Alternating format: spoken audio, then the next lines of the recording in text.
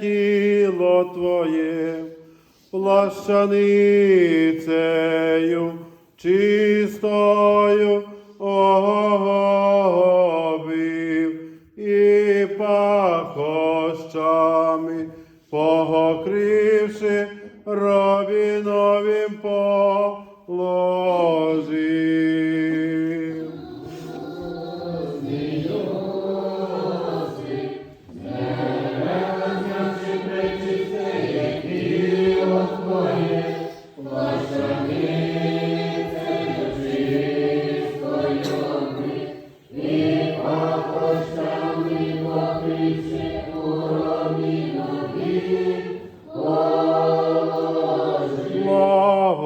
Благообразний його голосив, з древа знявши пречисте тіло Твоє.